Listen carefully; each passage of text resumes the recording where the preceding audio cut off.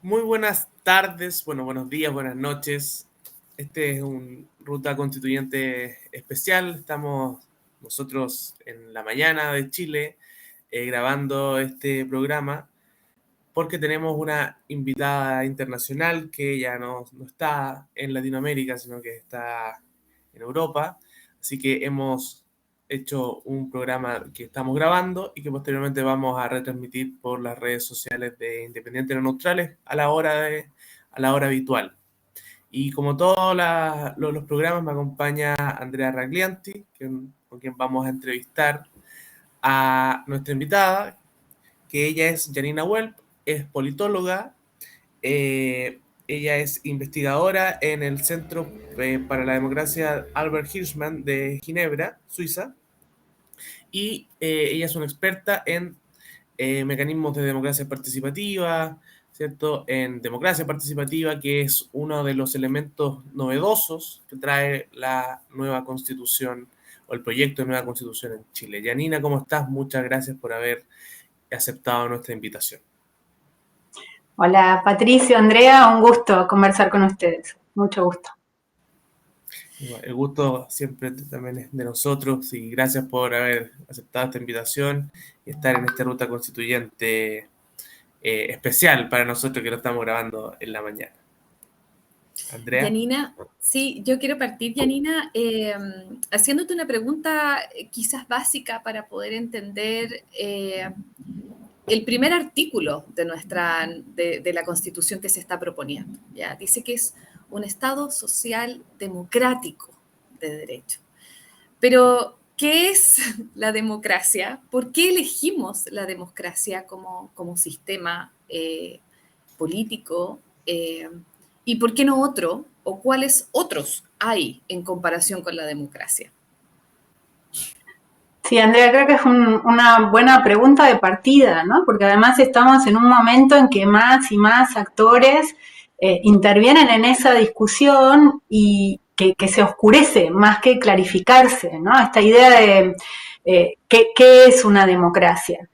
Por supuesto, hay muchas respuestas posibles, pero también históricamente, legalmente, jurídicamente, se han ido acotando esa gama de posibilidades en el marco de las democracias occidentales y el extremo occidente, como me gusta decir a mí cuando hablamos de las de América Latina.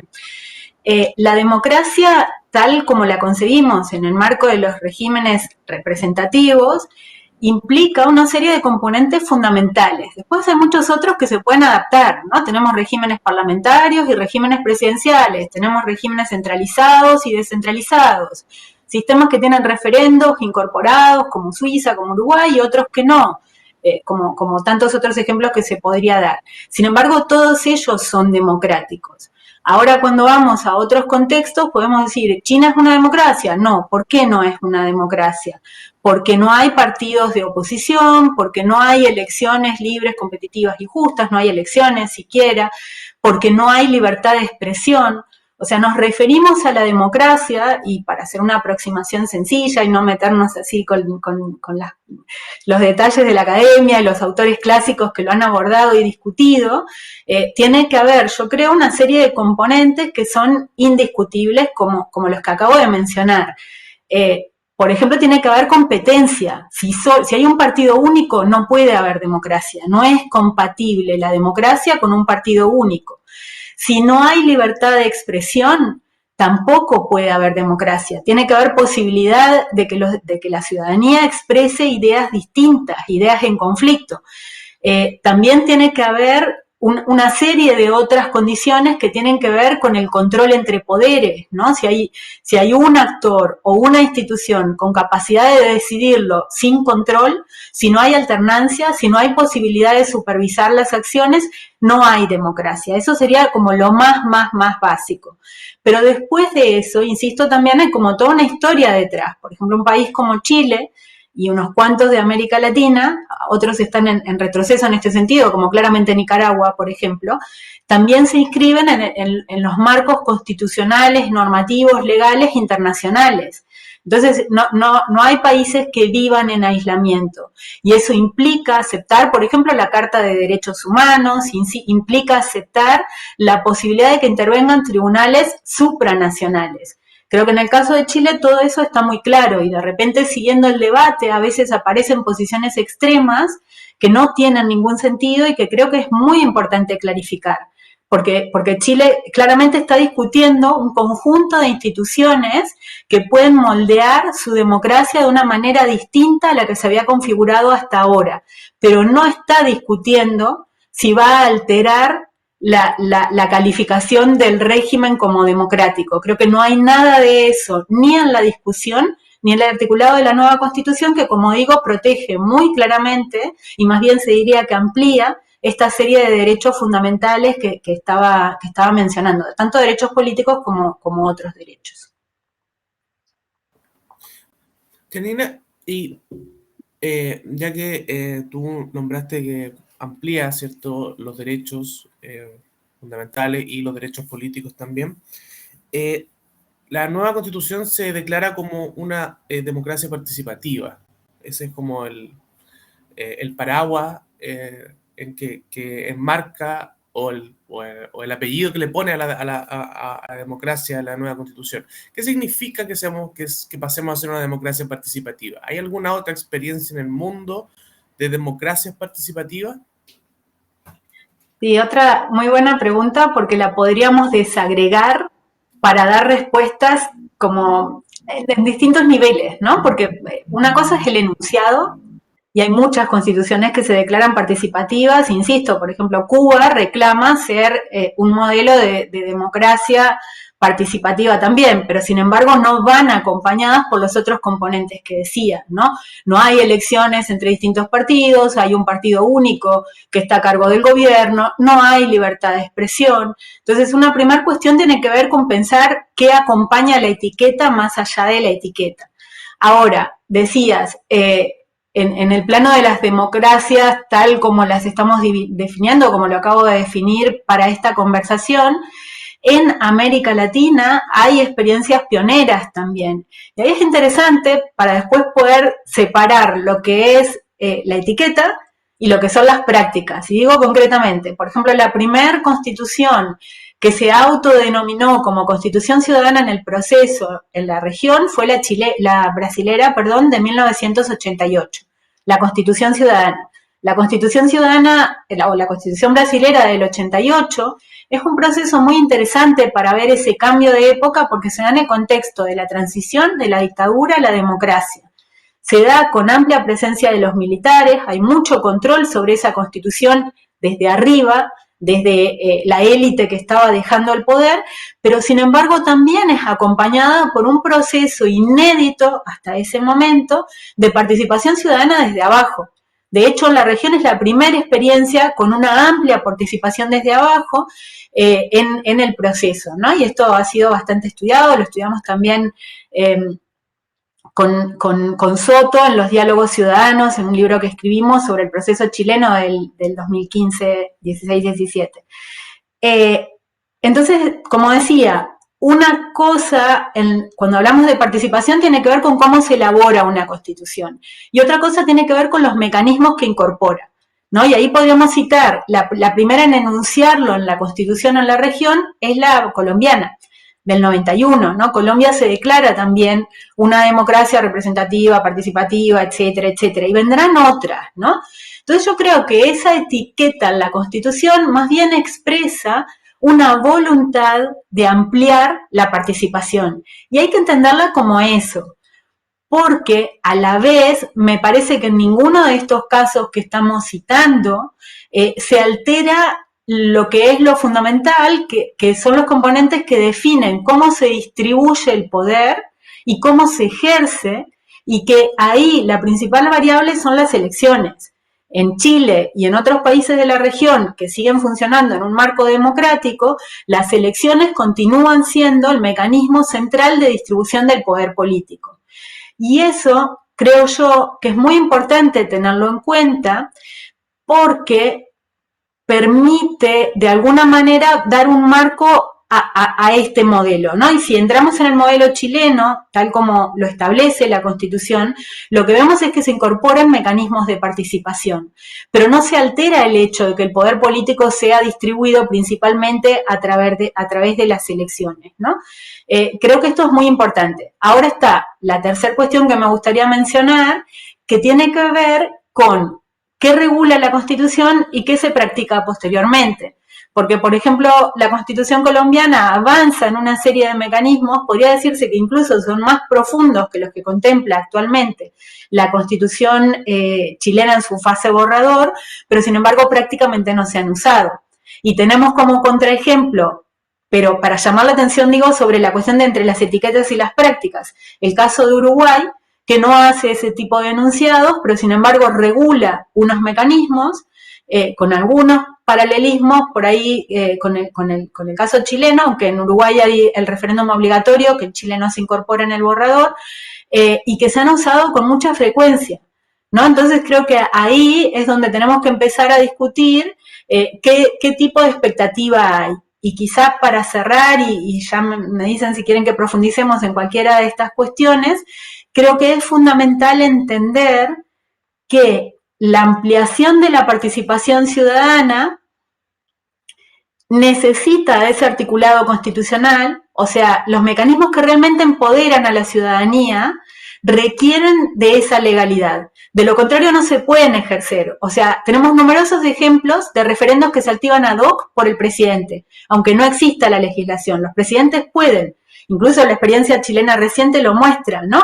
El plebiscito de octubre se da por un acuerdo político. Ahora la ciudadanía no, si no hay un marco constitucional que lo habilite, jamás podría activar un referéndum para derogar una ley. Por lo tanto, ese marco constitucional, como digo, no es suficiente porque después es necesario que haya capital social, que funcione el Estado de Derecho, etcétera, etcétera, pero es indispensable. Sin él no podrán funcionar. Y es en este sentido que implica un gran paso, pero no hay que descuidar que no quiere decir que va a pasar a funcionar automáticamente, que después debe seguirse trabajando en la democratización de la sociedad en caso de que se apruebe esta Constitución, ¿no? Entonces creo que eso también es un llamado de atención y lo considero sumamente importante para salir de consignas extremas o radicales o de esperanzas mesiánicas o mágicas, ¿no? No hay una Constitución que destrabe y resuelva todos los problemas, ni de Chile ni de ningún país. Una Constitución puede dar un marco para facilitar que se siga trabajando en ese camino, pero no garantiza que eso pase por defecto. Y ahí es fundamental el rol posterior de la ciudadanía, articulando esas demandas, y el rol, por supuesto, del resto de instituciones, velando por el buen funcionamiento del Estado de Derecho. O sea, esto no, como que no termina solamente por ejemplo, en el plebiscito de salida, en caso de que se apruebe esta nueva Constitución, sino que viene el proceso de instalación de toda esa institucionalidad o todos esos organismos o toda esa legislación que va a efectivamente dar curso a que una democracia sea participativa. No basta con el nombre. Efectivamente, y quizá ampliando un poquito más, diría que no tenemos que olvidar nunca, no tenemos que perder de vista nunca que el principal componente de participación ciudadana, de participación política, son las elecciones. Entonces no estamos contraponiendo unas cosas a otras, sino generando mejores incentivos, creo yo, estoy convencida, al sistema político. O sea, hay unos partidos, ¿no?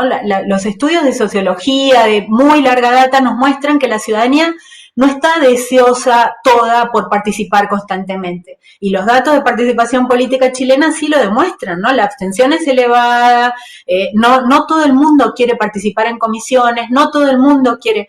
Entonces lo que hay que generar, y creo que esta Constitución va en esa línea, son mejores incentivos para decir, bueno, elegimos a unos partidos políticos, unos van a poder acceder al gobierno, otros tendrán representación parlamentaria, se controlarán unos a otros. Ahora, si eso de repente no es suficiente, hay unos mecanismos que permiten también su activación, por ejemplo, para derogar una ley, si la ciudadanía la considera, mejor decir, sectores de la ciudadanía, porque también es un error pensar esta cosa de la ciudadanía, el pueblo.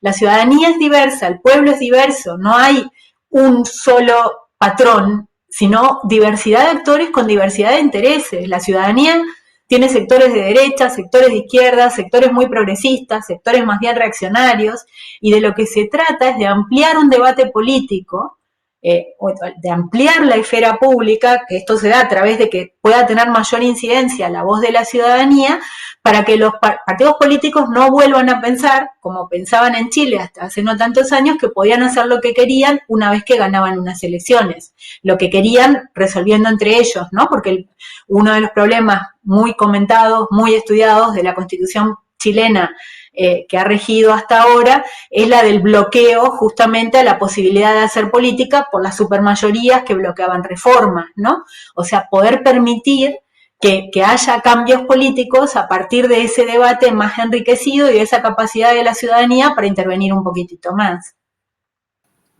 Sí, yo ahí, permiso, Pato,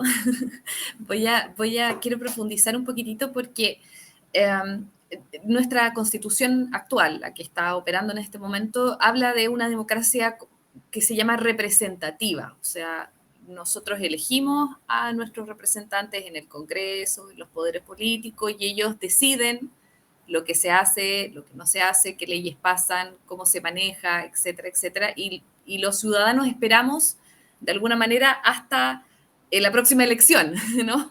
Como que hay una pasividad un poco desde la ciudadanía frente a eso, siendo todavía una democracia. Entonces, la pregunta un poco es como, ¿por qué pasar de una democracia representativa a una democracia más participativa? ¿Y por qué finalmente tenemos que participar los ciudadanos? ¿Por qué es importante que los ciudadanos participen? Para un país, para una nación, para una sociedad? ¿Qué impacto puede tener o qué genera este movimiento social o este involucramiento de la ciudadanía en la toma de decisiones? Sí, yo insisto con no hacer divisiones tajantes entre lo representativo y lo participativo, porque cuando decimos por qué la ciudadanía debería intervenir más, y también tenemos que pensar que estaría bueno que haya más intervención en los partidos políticos también, ¿no? Los partidos políticos son organizaciones que parten de la ciudadanía.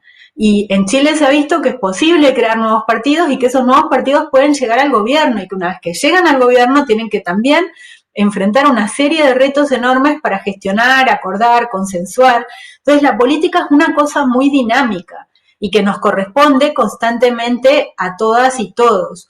Yo creo que es muy importante asumir responsabilidades, ¿no? Porque también hay como, en este sentido siempre a mí me ha gustado bastante comparar el patrón de la cultura política argentina con el de la cultura política uruguaya, por ejemplo, ¿no? En Uruguay, cuando a la ciudadanía no le gusta algo, es posible activar un referéndum y vetar una ley. Y a veces sale y consiguen vetarla, y a veces no.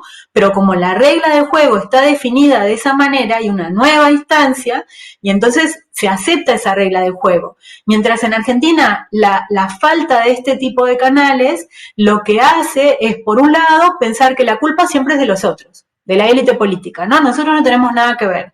Ellos son malos y nosotros acá somos víctimas de eso.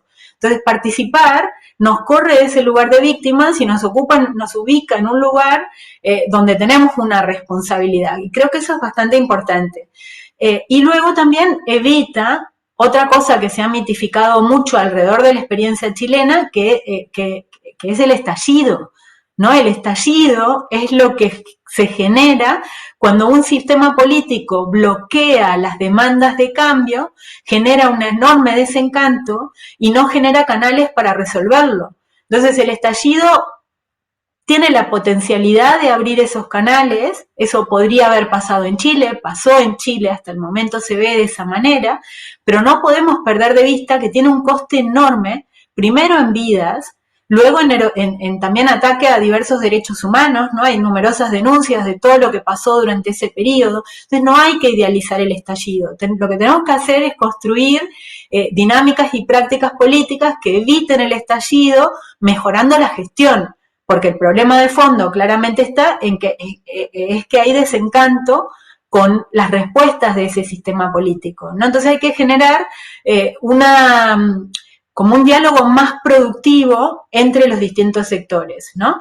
Y ahí otra cosa que me gustaría destacar también es que los partidos políticos, en su origen, sobre todo en las democracias europeas del centro y norte de Europa, que sirven un poco de modelo para nuestros marcos, para entenderlos, se crearon, insisto, como surgiendo desde sus bases sociales, ¿no? Por ejemplo, los partidos de izquierda y centroizquierda tenían fuerte relación con los sindicatos y con otro tipo de organizaciones. Entonces también la falta de legitimidad de los partidos en muchos países y casos más recientes, como ocurrió en Chile, también tiene que ver no solo con una ausencia de mecanismos de participación, sino también con que esos partidos rompieron sus canales de conexión con sus bases sociales, ¿no? Y ahí hay un problema.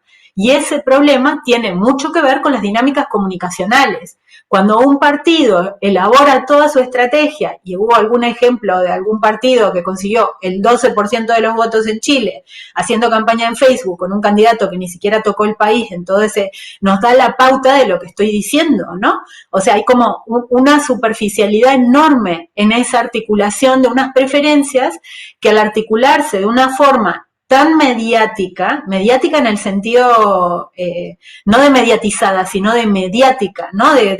Con consignas a través de las redes sociales y demás, lo vuelve muy superficial, y lo que es superficial es volátil, ¿no? Y ahí hay un problema que genera una enorme inestabilidad también. Yo creo que es muy importante asumir que si bien los medios son un actor de mucho peso en nuestras sociedades actuales y un partido político con vocación de poder no los puede obviar, el territorio tiene un peso enorme si después se quiere gobernar y articular, porque, claro, las demandas son enormes y la capacidad de dar respuesta no es tan rápida y no es tan contundente. Entonces, poder amortizar esas demandas implica tener un diálogo fuerte con todos esos actores de base. Yo creo que eso es algo de lo que se está viviendo en Chile y en otros lados cuando llega un nuevo gobierno que encarna un deseo de transformación muy grande de algunos actores y se quiere el cambio ya, ¿no? Entonces, por eso es tan importante lo territorial también, ¿no? Y por eso es tan importante que pensemos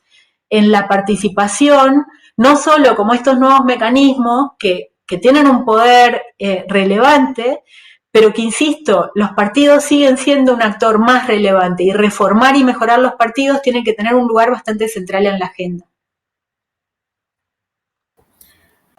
Janina, yo en particular creo que los mecanismos que están propuestos en el borrador constitucional son muy buenos mecanismos. A mí en particular hay uno que me gusta más que otro. Me gusta más el mecanismo donde la ciudadanía puede derogar una ley más que el de proponer una ley, porque creo que el de proponer una ley genera algo de frustración cuando esa ley no pasa. Y que fue un poco algo parecido a lo que pasó con las normas constitucionales populares en el proceso constitucional actual. Entonces, mi pregunta va a los mecanismos propuestos en el borrador constitucional. ¿Tienen la capacidad de generar algo de control externo a los poderes? O básicamente, o sea, yo entiendo la parte de que hay que darle músculo, ¿no? Hay que darle músculo a la participación ciudadana, y que en Chile no tenemos tanta cultura de participación ciudadana como en Uruguay, como tú bien lo decías, pero tienen la capacidad de entregarle algo de control a la ciudadanía si es que se ejercen bien.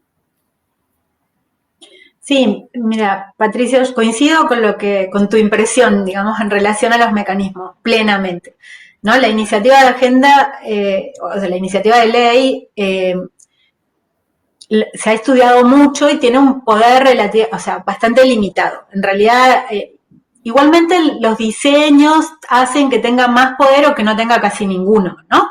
Digo, que realmente se permita la discusión en el Congreso, que se le dé una difusión amplia a la propuesta, ¿no? Puede haber toda una serie de elementos de acompañamiento que le den un poquito más de poder, pero en cualquier caso la decisión queda en el Parlamento o Congreso, en el legislativo.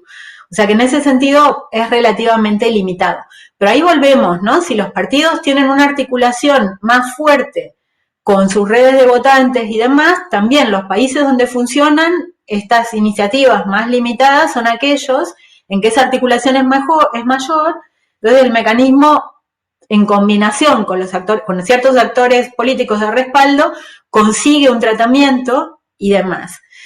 Dicho esto, también por aportar datos, en Suiza, donde la iniciativa constitucional rige, el porcentaje de aprobación es relativamente bajo, pero sin embargo tienen una incidencia bastante importante, justamente haciendo modificar las leyes en el tiempo. Y ahí voy para responder a tu pregunta con más marco. A mí me parece que es muy importante tener en cuenta que en la mayoría de los países, que a su vez son pocos, la verdad, también, que han ido incorporando estos mecanismos que le dan poder a la ciudadanía, ¿no? Suiza fue el primero, hay cada vez más países, pero también no son en general las democracias más estables, ¿no? Los actores políticos con poder son reacios a otorgar poder a la ciudadanía. Esa es la explicación clásica y clara. Sin embargo, también se ve, si miramos la evolución de la legislación, tanto en Uruguay como en Suiza, que han sido procesos que se han dado a lo largo del tiempo, ¿no? Suiza empieza en 1848 con el referéndum obligatorio y después va a lo largo de un siglo y algo incorporando otros mecanismos, ¿no? Entonces, y Uruguay lo mismo, ¿no? Es un largo camino hasta que en el 67 se incorpora la iniciativa ciudadana, que recién se empieza a activar con la transición a la democracia en el 89, ¿no? O sea, en el 89 se activa por primera vez, la transición es antes. Entonces ahí también hay como un periodo largo. Entonces digo, para mirar la experiencia chilena también con una óptica comparada y demás, quizás no es lo que mucha gente hubiera deseado, quienes defienden una participación más ampliada, pero lo que hay es mucho mejor que lo que había y yo definitivamente creo, estoy convencida de que la posibilidad de derogar leyes es un mecanismo muy potente, porque como primera cuestión tiene el hecho de que cambia los incentivos, o sea, si unas mayorías legislativas quieren aprobar una ley que es profundamente impopular, van a tener que hacer un trabajo de convencer a la ciudadanía de por qué es buena, porque saben que si el Estado de Derecho funciona como ha funcionado hasta ahora en Chile y como que todo hace prever que seguirá funcionando, se la van a derogar. Entonces, si no, es como obvio, lo que hace es como abrir más la esfera pública a una discusión mayor e intentar convencer. Y digo, a ver, cuando hay crisis económicas, a veces necesariamente hay que hacer ciertas reformas. Evidentemente también hay una discusión sobre quién tiene que pagar más esas reformas, pero repercute sobre todo, por ejemplo, las políticas de austeridad, ¿no? De repente hay que hacerlas para sanear una economía. Y es ineludible hacerlas, pero el reparto de quién y cómo se paga abre otra instancia de negociación, ¿no? Entonces, todo eso creo que abre unos nuevos equilibrios que vuelven muy potente este mecanismo, por lo menos en teoría, si se da esta transición y se pueden ejercer y se pueden activar en el futuro. Por lo tanto, definitivamente, aunque también hubiera preferido que se incorporaran a algunos otros, como el referéndum obligatorio también, pienso que es un mecanismo muy potente y que incorpora unos incentivos al diálogo y la negociación política que no estaban hasta ahora presentes en la dinámica política chilena. Janina, ya hablando como ya estamos adentro de la participación en esta constitución, quizás lo que mencionaban como la iniciativa de ley o la iniciativa de derogación de ley son como los más representativos dentro de la misma propuesta constitucional, como que también dentro de la misma propuesta todo constantemente está presente, la consulta, la deliberación de las personas en varios aspectos de la ley de presupuesto, también incorpora también una mirada también desde el mundo indígena muy potente, sobre todo en las materias que los afectan a ellos directamente, etcétera.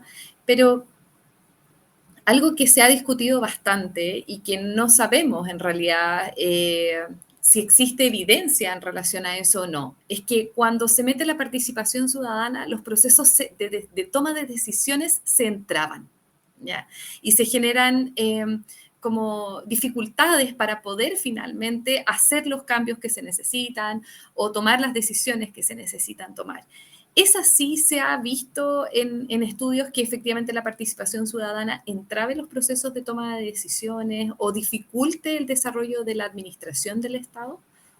Creo que quien diga sí miente y quien diga no también miente, porque claramente, o sea, el punto concreto es que los ejercicios de participación ciudadana son tan diversos, o sea, no tienen nada que ver un proceso de consulta a nivel nacional con uno local, uno que refiera por ejemplo, no sé, un emprendimiento o una reforma concreta de un acuerdo internacional de alta envergadura, y luego está todo el marco, ¿no? Eso es como de qué hablamos, pero también o sea, quién está invitada o invitado, tiene poder de decisión o no, es agenda, ¿no? ¿Los invitamos a escuchar o los invitamos a deliberar? ¿Qué hacemos con esa deliberación? ¿Quién decide qué hacer? Que es tan rico el mundo de la participación que en realidad decir proceso de consulta es decir todo y nada. Es casi, de vuelta, es como más bien expresar una intención de cambiar unas dinámicas que realmente garantizar que se van a cambiar esas dinámicas. Porque, insisto, ahí hay como una disputa también de fondo, y eso sí que lo dice mucho la literatura, ¿no? Claro, todo el marco importa. La participación puede funcionar prácticamente como un proceso de proveer información, auditoría, o sea, sí, asambleas públicas para dar información. Y cualquiera diría, bueno, pero entonces ahí la ciudadanía no puede decir nada ni hacer nada. Y es verdad, pero yo creo que dar información es importantísimo, ¿no? Entonces ahí vienen otros mecanismos que pueden complementar.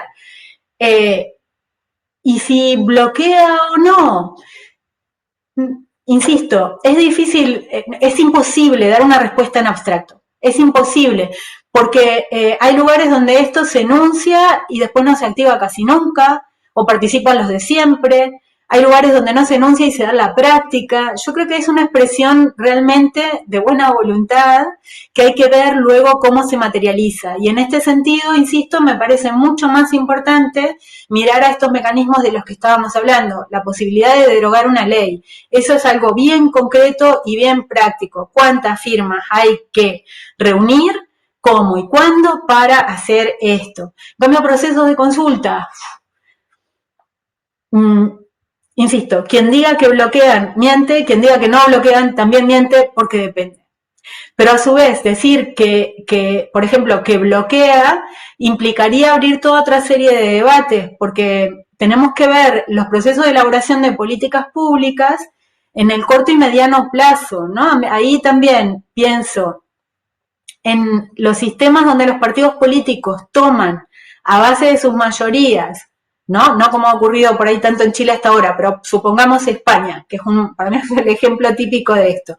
A base de mayorías que van alternando a lo largo del tiempo, de repente gobierna la derecha, de repente gobierna la izquierda y sus socios, ¿no? Centro derecha con extrema derecha, centro izquierda con izquierda, cambian las leyes de educación. Entonces, como no hay procesos de democracia directa y consulta y demás, o se hacen, pero no tienen incidencia directa, sino que es la mayoría legislativa la que aprueba la ley, se hacen y salen. Pero cada vez que cambia la mayoría en el gobierno, cambia la ley de educación. Entonces digo yo, bien, ampliar un proceso de participación podría tener el problema añadido de dificultar la elaboración de una ley, pero quizá conduciría a aprobar una ley y hacerla más estable, porque cambiar el marco en el que se establece la educación en un país cada 6 o 7 años genera enormes costos económicos y de todo tipo sobre la educación. Cuando cambiamos las prácticas educativas antes de terminar de testar si funcionan bien o no cada ciclo, genera costes enormes. O sea, es mejor perder más tiempo decidiendo una política y que esa política sea una decisión de Estado, un acuerdo de la mayor parte de los actores y se sostenga en el tiempo, con todas sus reformas y mejoras, va a derivar en probablemente una mejor educación. ¿no? Y ahí el contraejemplo de España sería el caso de Suiza, donde cualquier ley relevante suele tardar mucho tiempo en ser aprobada, ¿no? Yo recuerdo, por ejemplo, discusiones sobre temas vinculados a la implementación de nuevas tecnologías. En otros países de Europa entraban rapidísimo y había gente que en Suiza decía, estamos perdiendo el tiempo, nos quedamos a la cola de la digitalización electrónica y demás. Sin embargo, no, cuando en Suiza se incorpora, también es un país rico, tiene recursos para hacerlo, con un paso decidido y todos los actores remando hacia el mismo lado, se incorpora y ahí queda y se avanza en una decisión a paso mucho más firme. Entonces, esto de decir si bloquea o no, digo también para aportar a este debate, tiene que ser contrastado con esta idea de qué tipo de políticas queremos, porque eso creo que también tiene mucho que ver con las dinámicas mediáticas de las que hablaba antes, ¿no? Hay una sensación de urgencia, es necesario hacer una reforma ya. Pero si hacemos la reforma ya y después no hay plata para realmente activar esa política pública, no vale de nada. Si hacemos la reforma ya, pero en la siguiente elección cambia todo y se cambia todo, perdimos un montón de dinero y volvemos a perder dinero después. Entonces yo creo que la necesidad de hacer las reformas y que por supuesto hay sectores de la población que sufren y mucho las consecuencias de la ausencia de unas políticas, debe ser complementada por la necesidad de dar estabilidad a esas políticas y un acuerdo marco que realmente permita avanzar en una agenda para mejorar la calidad de la educación, el acceso a la educación, el acceso a la salud pública, el acceso a jubilaciones dignas, ¿no? Los problemas básicos que están en Chile y en la mayoría de otros países, incluso también europeos y demás, donde se ha visto un deterioro en esas políticas públicas fundamentales en los últimos años. Yanina, quiero llevarte a otro ámbito de la democracia en relación a algo que has nombrado harto, el tema de los partidos políticos. En Chile los partidos políticos, bueno, como en gran parte quizás de Latinoamérica, los partidos políticos no están muy prestigiados hoy día, no hace como a tiempo atrás donde sí tenían más respaldo. Y por eso en el proceso constituyente nacieron movimientos independientes, varios. Algunos se desarmaron, otros se mantienen, pero siempre se ha dicho que para una democracia estable los partidos políticos son súper importantes y yo comparto esa afirmación. Pero ¿qué tanto en teoría como daño le puede haber hecho a la democracia en general, ¿cierto? El nacimiento de movimientos independientes o por lo menos en la historia latinoamericana hay algunos hay movimientos independientes que finalmente han creado populismo, han creado algunas inestabilidades, o más bien son los partidos políticos los que son tomados por caudillos. Sí, excelente cuestión. Yo creo que el surgimiento de movimientos independientes no hace daño a la democracia per se, para nada. Al revés, está, digamos, canalizando una serie de demandas que los actores establecidos no estaban sabiendo canalizar. Lo que sí puede hacer un gran daño a la democracia es que esos movimientos independientes no consigan articular unas organizaciones estables posteriormente, ¿no? O sea, creo que ahí, y esto es como también de vuelta en el ejemplo de España, por ejemplo, con el surgimiento de movimientos comunales y demás, y en muchos otros lugares se ha discutido, ¿no? Se usa la idea de independiente como un valor añadido que mediáticamente funciona, pero que genera ruido, porque, por ejemplo, un partido nuevo que se declara independiente, si sigue operando en la arena electoral, que yo creo que sería deseable, que si funciona bien se institucionalice y demás, deja de ser nuevo. Y esta cosa de independiente tiene que ver con otras cosas, ¿no? O sea, hay como una denuncia de corrupción de lo establecido. Pero un partido nuevo también puede ser dependiente de grandes intereses, por ejemplo. Y tenemos experiencias de partidos nuevos creados, no en Chile, en otros, o no me consta en Chile, en otros contextos por grandes intereses, ¿no? Entonces, creo que lo que hay que hacer es como salir de las etiquetas y empezar a mirar de qué estamos hablando, ¿no? Y en ese sentido creo que también es muy importante reconocer que tiene que haber renovación. Es muy importante que haya renovación, ¿no? Si de repente estos parlamentos clásicos de otra época, de todos señores abogados, ¿no? Hombres de 50 años, de clase media alta o alta, no funciona eso así. La representación hace ruido, sin embargo en un tiempo funcionó más o menos. Ahora no funciona para nada, hay otras demandas, otras articulaciones, entonces se necesita renovación, necesitamos mujeres, tiene que haber indígenas, tiene que haber toda una gran diversidad, tiene que haber jóvenes también. Ahora, si llenamos el Parlamento de gente joven que no tiene ninguna experiencia haciendo leyes, también hay un problema, porque hay todo un aprendizaje que no se puede perder. Entonces yo creo que más que contraponer de vuelta, se trata de pensar cómo se articula, cómo se capitaliza el conocimiento adquirido por unos actores que están ahí en la arena electoral y han hecho grandes contribuciones, y otros que están llegando y pueden aprender de quienes están ahí y ampliar la participación, ¿no? Mejorar la calidad de la representación. Entonces yo creo que esto es muy importante. Y ahí también, la otra cuestión que mencionabas, Patricia, era sobre el populismo. El populismo lo hemos visto, ¿no? Es como también, hay como una idea de partido nuevo populista. Bueno, el ejemplo máximo de nuestros tiempos, ¿de dónde viene Donald Trump? De uno de los partidos más tradicionales de Estados Unidos. O sea, puede salir, sí, de un partido nuevo, pero también salió del Partido Republicano. O sea, a ver, lo que tenemos que atender, creo yo, es a qué tipo de expectativas se generan.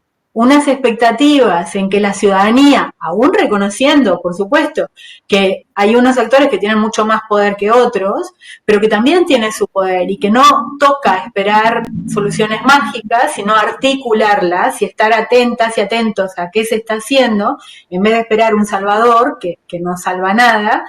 Entonces es más bien cómo construimos instituciones fuertes y un diálogo más rico que empezar a decir, los movimientos independientes derivan en populismo. Tenemos ejemplos donde eso es cierto, pero hay ejemplos en que eso no ha sido cierto y han articulado nuevos partidos. Todos los partidos fueron creados un día, algún día fueron nuevos partidos, ¿no? Y tenemos ejemplos donde viejos partidos han generado gente con inclinaciones muy peligrosas para la democracia en su país y en el mundo, como el que acabo de citar. Entonces, complejizar un poco, ¿no? A ver, salir de la personalización de la política y salir de estas contradicciones también como ciudadanas y ciudadanos de esperar que alguien nos resuelva los problemas y luego decir, populistas, ¿no? Es como, sí, las cosas son bastante más complejas y hay que asumirlas como tales para seguir avanzando, ¿no? Y en ese sentido, si me permiten, no lo han preguntado ustedes, Andrea ni Patricio, pero creo que también es importante mirar al Chile de hoy y asumir que hay un montón de deudas pendientes, pero también hay un montón de cosas que se han hecho bien o que están bien o que tienen unas bases para ir a mejor, ¿no? Entonces, creo que tirar todo por la borda tampoco ayuda, ¿no? Hay una serie de cosas que se pueden reconocer y mucho, ¿no? O sea, la calidad del debate. Yo he seguido con mucho interés y también con mucha admiración iniciativas como esta de gente joven, de las universidades, de generando diálogo, informando el debate, todo eso tiene una riqueza enorme, por citar solo un ejemplo de muchos que podría citar, ¿no? Los colegas y las colegas que trabajan en Chile en la academia, en la universidad, trabajos de enorme calidad que han contribuido a alimentar ese debate, insisto, por citar un ámbito que me es muy cercano. Pero hay muchas otras cosas que se pueden rescatar y evidentemente un montón de deudas y de demandas a las que hay que dar respuesta. Pero creo que es importante también poner un poco de mesura y no pensar que cada paso que se da es el infierno o el paraíso, porque no será el infierno y tampoco será el paraíso. Es importante saber que no será el paraíso. Janina, estamos en un día bien especial hoy, porque ya mañana es el hito de cierre definitivo del trabajo de la convención. Ellos ya terminaron sus sesiones de pleno, entregaron un texto armonizado que hoy día lo están como como estructurando, digamos, lo están dejando bonito, ¿no? Como para que ya se pueda entregar definitivamente a la ciudadanía. Y mañana este texto se entrega, ya se entrega para que todas las personas podamos acceder a él. Ya podíamos leerlo de antes, pero faltaba armonizarlo, ¿no? Tenía muchos artículos, disminuyeron, etcétera. Entonces, estamos en un día bien especial porque ya mañana se disuelve la convención. Ya no hay más convención y ya entramos en un proceso profundamente deliberativo, ya en donde la ciudadanía ya no va a hablar de lo que hicieron o no hicieron los convencionales, de lo que se discutió en la comisión o no. Vamos a estar fuera de esa coyuntura, vamos a estar ya mirando el texto solo, ¿no? Como lo que quedó. Sin embargo, no hay que desconocer que este proceso ha sido muy difícil para Chile, ¿ya? Porque confluyeron dentro de ese espacio de la convención muchas diversidad de personas y me agarro de esta pregunta porque tú lo mencionaste ahora en la respuesta que diste, ¿no? Como en esta diversidad, ¿no? Donde pueden entrar personas distintas. Fue un proceso históricamente paritario. ¿Cómo lo ves tú? ¿Crees que fue un ejercicio? ¿Cómo lo evalúas tú desde la mirada de la participación? ¿Cómo crees tú que fue este ejercicio chileno, considerando que ya mañana, bueno, termina el 4 de septiembre con el plebiscito de salida, ¿no? Así como ya lo definitivo. Queda todavía esa parte deliberativa. Entonces te estoy haciendo una pregunta quizás un poco incómoda porque falta todavía una patita. Pero hasta acá, lo que tú has podido ver desde lejos, ¿cómo lo evalúas tú estas elecciones que tuvieron escaños reservados, que fueron paritarios, que tuvieron un montón de reglas como bien distintas a lo que estábamos acostumbrados, por lo menos los chilenos? Sí, yo primero que nada creo que lo digo yo y lo dice mucha gente, es el proceso más novedoso de esta época, es lo más novedoso que hemos vivido en las últimas décadas, por todas las condiciones que acabas de mencionar, Andrea. Creo también que al haber sido en un marco tan especial, y ahora voy a profundizar un poco sobre eso también, claro, ha habido una observación, primero como del mundo entero y en Chile una mirada también de seguimiento de todo el debate. De vuelta también hay que pensar que cuando vemos las estadísticas de participación, yo creo que tenemos una mitad de Chile muy politizado, y otra mitad que sigue relativamente ausente. Y eso también hay que tenerlo en cuenta y hay que trabajar sobre eso en el futuro, ¿no? Pero en cualquier caso, el proceso se ha dado con una atención sobre el mismo muy inédita, ¿no? Muy inédita cada uno de los pasos y, por supuesto, con un montón de polémicas, de dilemas asociados a la novedad del proceso, a la inexperiencia de algunas y algunos constituyentes, a la mala voluntad de algunos otros, pero creo que es importante diferenciar lo que se puede mirar con luces cortas de lo que hay que mirar con luces largas, ¿no? Claro, cuando vemos algo en el día a día, lo vemos todo.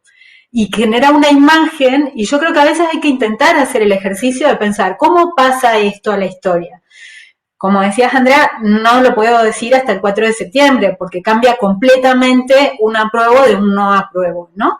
Pero si se aprobara, yo creo que pasaría a la historia como el proceso más novedoso en términos de elaboración constitucional de los últimos tiempos y como un modelo a mejorar, a tener en cuenta una serie de variables para otros casos también. Y en este sentido, claro, lo otro que quería decir es que la teoría constitucional, ¿no? la filosofía del derecho, suele hacer énfasis o hacía énfasis en otros tiempos, creo que ahora ya queda poco para seguir enfatizando en esto, en la necesidad de elaborar constituciones en un marco de calma y tranquilidad, donde los actores puedan buscar las mejores soluciones para el futuro del país, y en este tipo de ideas de que cada uno debe pensar por fuera de sus intereses individuales, ¿no? Como que es completamente un mito que eso pueda darse. Es un mito, si lo pensamos en teoría, como sujetos que somos, cada uno, o sea, yo como mujer tengo una agenda de defensa a la que pongo más énfasis porque la veo desde mi perspectiva, y otras personas en su situación económica o lo que sea, digamos, todo eso va moldeando unos intereses. Entonces, eso está completamente idealizado y se ve que la disputa y el conflicto es inevitable. Lo que es importante son las reglas que deben ser legitimadas para resolver el conflicto, para llegar a unos acuerdos. Eso es lo que importa, no pensar que no hay conflicto. No hay conflicto en la Rusia de Putin, porque no hay espacio para el conflicto va preso, digamos. Entonces creo que eso hay que tenerlo claro, ¿no? También es como lo que hay que hacer es fijar unas reglas del juego acordadas para tomar unas decisiones. Yo defiendo y trato de convencer. Negociamos, mi postura gana un poquito, pierde un poquito, llegamos a algo que no era ni lo mío ni de los demás. Si hay un actor que piensa esta constitución me satisface de punta a punta, hay algo muy raro ahí. No va a ocurrir.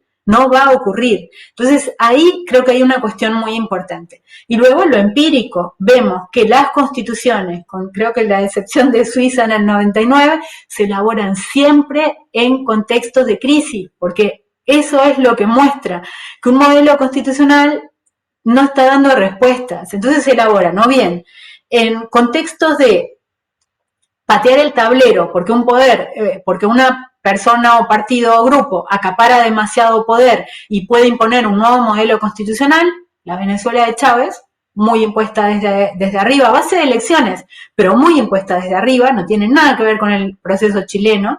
Había unas mayorías absolutas que permitieron sacar esa constitución, y lo dicen los números del debate, o sea, se iban aprobando los artículos así, no había desacuerdo, porque había unas mayorías absolutas que permitieron eso, completamente alejado del Chile de hoy, donde justamente cada artículo y cada coma fue sometida a escrutinio, debate y deliberación, ¿no?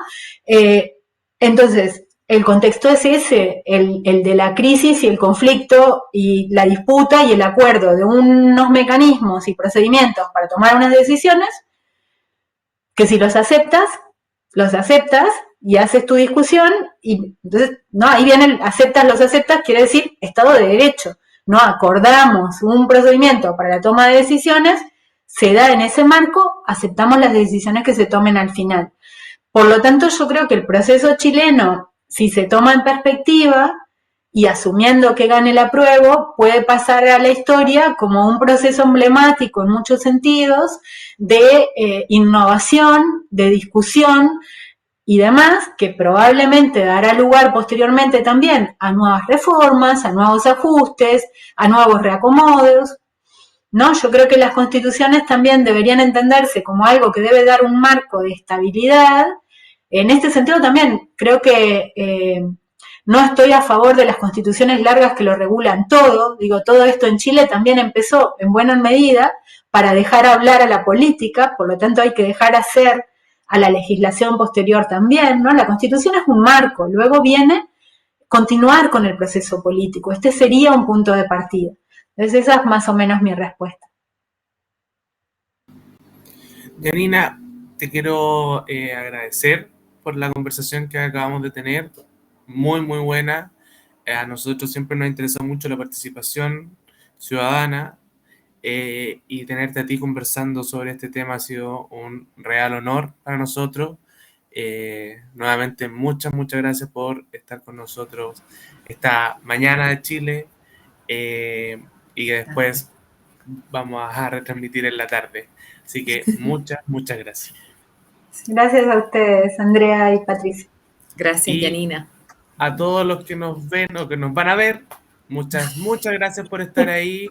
Mañana termina la convención, pero nosotros seguimos. La próxima semana vamos a seguir con otro Ruta Constituyente, con otro invitado o invitada, que todavía no lo tenemos claro, así que vamos a estar anunciándolo en los próximos días. En proceso. Ya, esto está en proceso, es que de repente yo anuncio los invitados, pero en esta semana no, porque no lo tenemos claro para este domingo, pero ya lo haremos, ya lo anunciaremos. Así que muchas gracias a todos, muchas gracias por estar ahí. Janina, un honor. Janina. Estén muy bien. Buen día.